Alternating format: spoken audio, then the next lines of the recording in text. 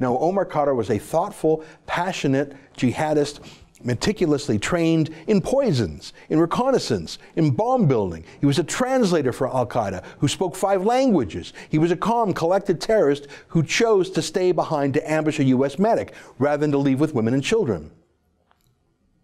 When Omar Khadr was in Guantanamo Bay, he was interviewed at great length for 8 hours by America's top forensic psychiatrist, not a psychologist, a psychiatrist, Dr. Michael Wellner.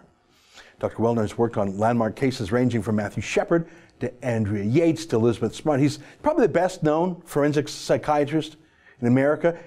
The depravity scale he developed is now a part of the FBI's crime classification manual. And different experts can have different opinions. You know, maybe his opinion's wrong. But there is only one set of facts, and when Dr. Wellner released his opinion on Khadr's dangerousness, he compiled a list of 73 facts that were not in dispute. And by that I mean 73 facts that both the prosecutors and Omar Khadr and his lawyers agreed to.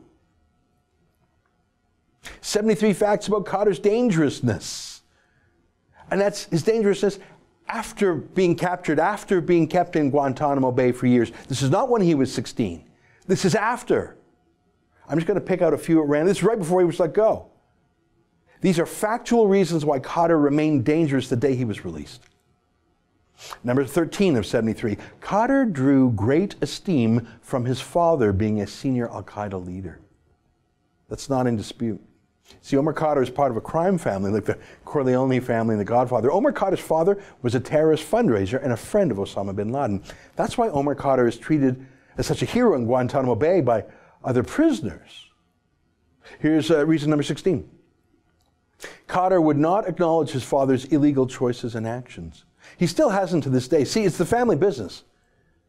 Omar Khadr hasn't renounced it. Ahmed Khadr never renounced it. His family doesn't see the family business as, he doesn't see the family business as wrong.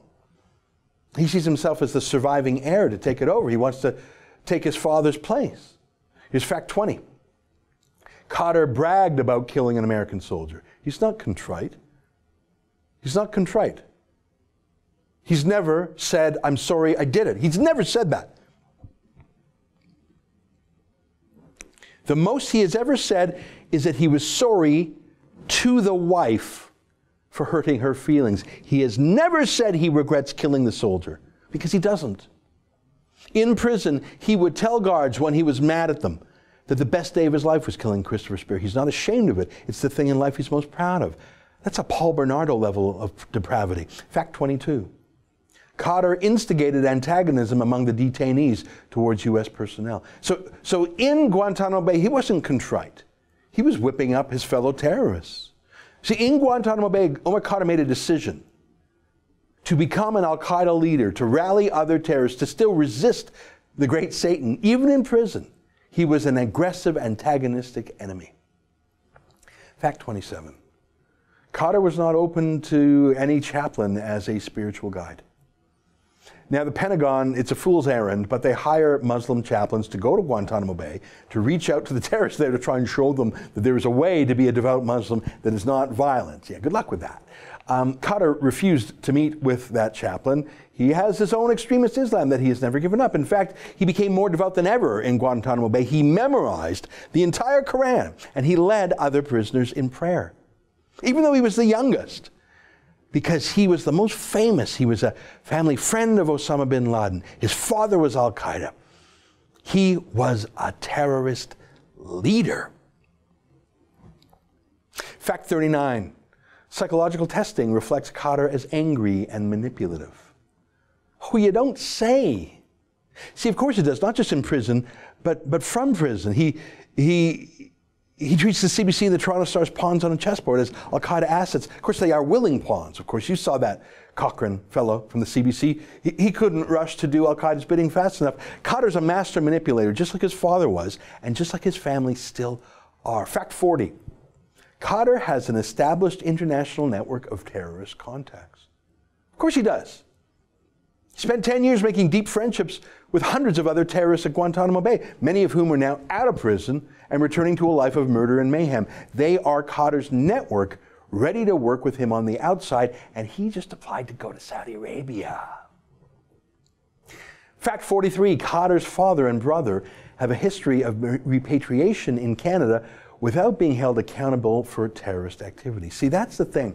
I keep saying this. He's from a crime family. He's from a terrorist family. I didn't talk much about Khadr's dad, Ahmed, or his brother, Abdul Karim Khadr, but they're both terrorists too. Both were captured by Pakistani anti-terrorism police.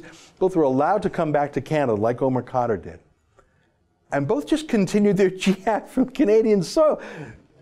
Two other Khadrs did it. Why wouldn't Omar Khadr? Of course Omar Khadr conned his way back to Canada. His dad and his brother did it, and they got away with it. And so is he. They never got $10.5 million, though, did they? Fact 46. Omar Khadr's sister has spoken publicly of the exposure of the family's al-Qaeda legacy and having to start from zero again. So that's referring to Zainab Khadr. She's the strong-willed woman in the family. She wants Omar to take up her dead father's jihad. She's the one Khadr wants to visit in Saudi Arabia now that he's come home to Canada. Here's Zainab wearing a full niqab, talking about the family's love for terrorism. 3 of his friends who were with him had been killed. He was the only sole survivor. What did you expect him to do? Why does nobody say you killed 3 of his friends? Why does everybody say he killed an American soldier? A big deal. That was Joshua Boyle's first wife. That's who Khadr was in court yesterday seeking a passport to go visit her. Of course Trudeau wants to give him the passport. He said so. The Liberal Party believes that terrorists should get to keep their Canadian citizenship. Because I do. And I'm willing to take on anyone who disagrees with that. That's a good for a laugh, isn't it? That's a good laugh. Can you imagine being on an airplane with Omar Khadr? What airline could possibly take him aboard in a responsible decision? Who would do that? Unless it's not an airline.